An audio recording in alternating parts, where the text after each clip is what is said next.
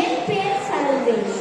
நான் இன்று பேசுள்ள தலைப்பு தைப்பொங்கலின் சிறப்பு. தைப்பொங்கல் திருவிழா தமிழர்களின் பண்பாட்டு திருவிழா.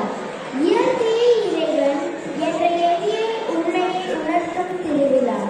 தைப்பொங்கல் அன்று பெரியவர்கள் முதல் சிறியவர்கள் வரை குளித்து புத்தாடை அணிந்து விவசாயம் செய்வதற்கான மூல காரணியான சூரியனுக்கு நன்றி செலுத்தும் விதத்தில் மண்பானையில் பொங்கல் வைத்து படையில் காய்கறிகளையும் வைத்து சூரியனை வணங்குகின்றனர்.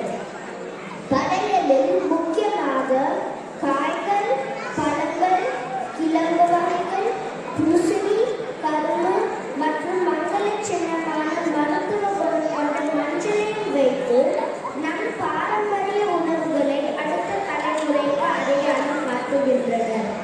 விவசாய தொழிலாளர்களுடன் இணைந்து பொங்கலோ பொங்கல் என்ற மகிழ்ச்சியுடன் கூறி அவர்களுக்கு உணவளித்து அவர்களின் உழைப்பை மதிப்பளிக்கின்றனர். இரண்டாம் நாள் மாட்டுப் பொங்கல் அன்று கால்நடைகளை குளிப்பாட்டி மஞ்சள் குங்குமம் போட்டு வைத்து மலர் மாலைகளால் அலங்கரித்து பொங்கல் படைகளுடன் பழங்களையும் வைத்து வணங்குகின்றனர்.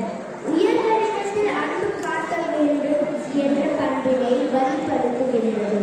மூன்றாம் நாள் காணும் பொங்கல் அன்று மயிலாட்டம், ஒயிலாட்டம், கரகாட்டம், சிலம்பம் போன்ற நாடகம் போன்ற கலை நிகழ்ச்சிகளை நடத்தி மக்களை மகிழ்விப்பதுடன் கிராமப்புற பாரம்பரிய கலைகளை உயர்வுடன் வைக்கின்றனர். ஜல்லிக்கட்டு போட்டிகளை நடத்தி வீரத்தை போற்றுகின்றனர். வயதில் பெரியவர்களை நேரில் சென்று வணங்கி ஆசி பெறுகின்றனர். இதனால் மூத்தவர்களை வணங்க வேண்டிய பண்பினை தமிழர்கள் வளர்க்கின்றனர்.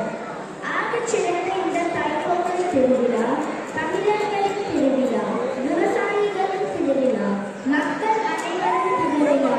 சுழற்றும் ஏற்பின்னது உலகம், அதனால் உழன்றும் உலக தலை.